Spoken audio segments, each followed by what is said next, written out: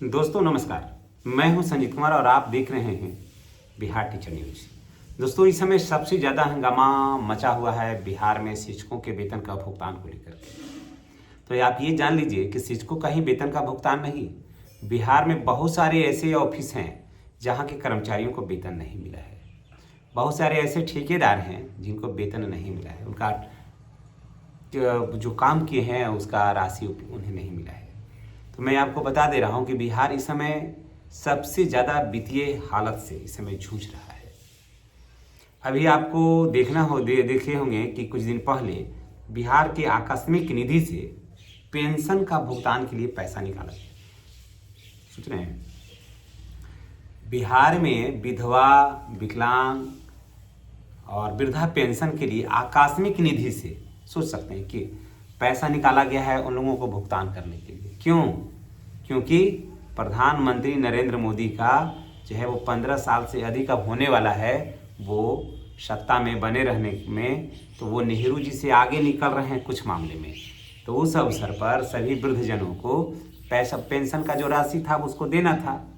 बिहार सरकार के पास तो पैसा था नहीं, तो वो आकस्मिक निधि से पैसा निकाल के उस पर दिया जा रहा है। समझ गए?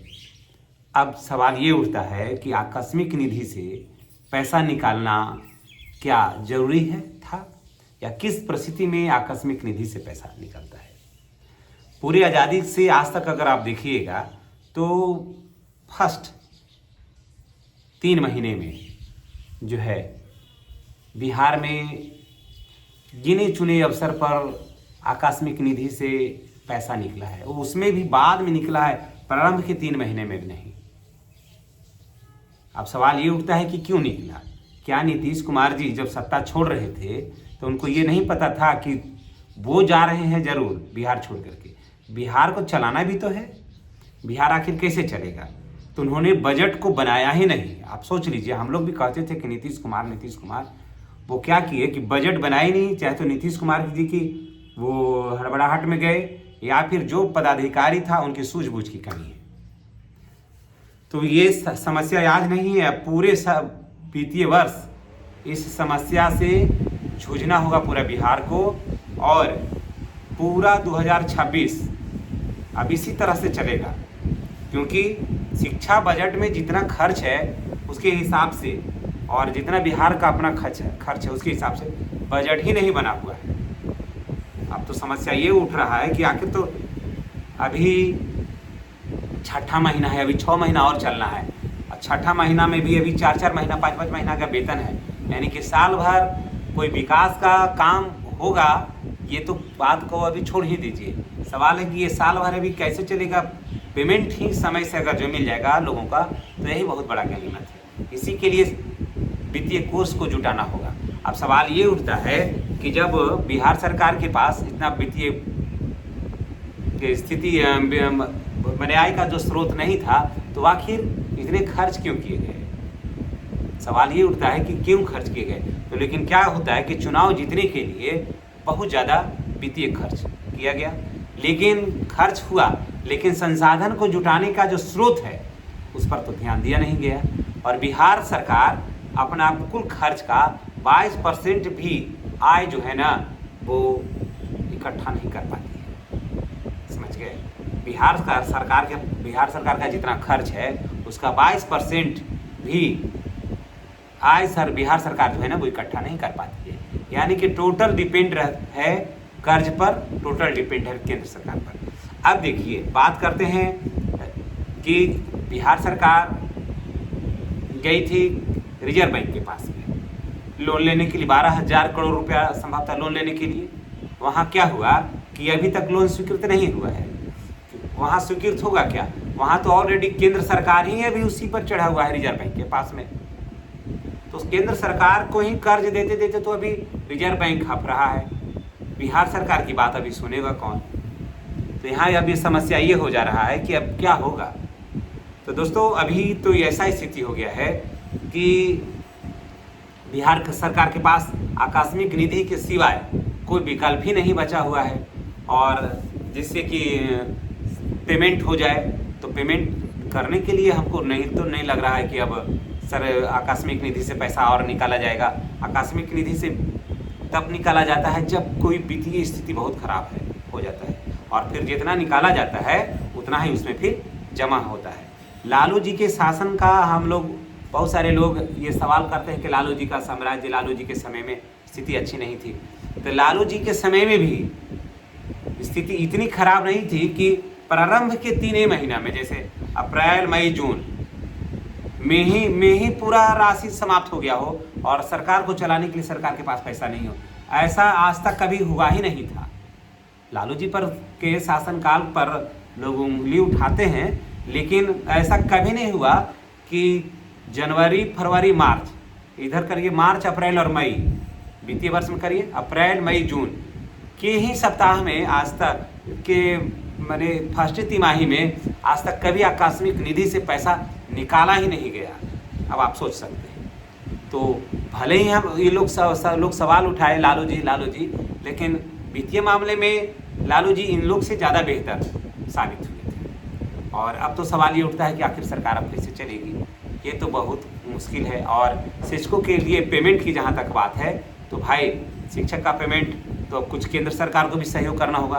बिहार सरकार के पास अभी कोई पैसा है नहीं, और बिहार सरकार को जो राज्य लाभांश देना था केंद्र सरकार को, 8 याद करिएगा 6 अप्रैल को देना था, समझ गए, 6 अप्रैल को देना था। अभी तक अप्रैल खत्म हुआ, मई खत्म हो गया, जून खत्म हो गया, 3 महीना हो गया है, तो भी अभी तक केंद्र सरकार, अभी तक बिहार सरकार का जो अपना पैसा है, राज्य लाभांश है, टैक्स के रूप में जो मिलता है, वो भी अभी तक नहीं जमा की है। पहले लोग कहते थे कि जब एक ही गवर्नमेंट, एक ही पार्टी की सरकार, राज्य सरकार और केंद्र सरकार में एक ही हो, तो विकास की रफ्तार जो है वो बहुत तेज हो जाती है। हम लोग भी आज तक ऐसा कभी देखे नहीं थे। हाँ, एनडीए की सरकार रही है, लेकिन नीतीश कुमार जी मुख्यमंत्री रहे, लेकिन अब दोनों जगह एक ही पार्टी की सरकार है। तो यहाँ पर तो अभी तक तो कुछ भी ऐसा नहीं लगा कि केंद्र सरकार है तो, और बिहार राज्य में भी बीजेपी की सरकार है, तो विकास अचानक कुछ तेज़ी से बढ़ने लगा है। अभी तक तो कुछ नज़र नहीं आया है, और अब फिलहाल अभी 1-2 महीने अभी नज़र आएगा भी नहीं, क्योंकि अभी भी केंद्र सरकार की भी स्थिति काफ़ी अच्छी नहीं है, समझ गए। एक और भी उदाहरण हम आपको बताते हैं कि एक बार आकस्मिक निधि की जब बात हुई तो गुजराल साहब भारत के प्रधानमंत्री, ठीक है, तब मेजोरिटी कम थी, सरकारें गिर रही थी। अब सवाल ये उठ रहा था कि 6 महीना के अंदर चुनाव कराना है, लेकिन 6 महीना के लिए सरकार के पास 6 महीना के लिए क्या मैंने सरकार चलाने के लिए पैसा नहीं था।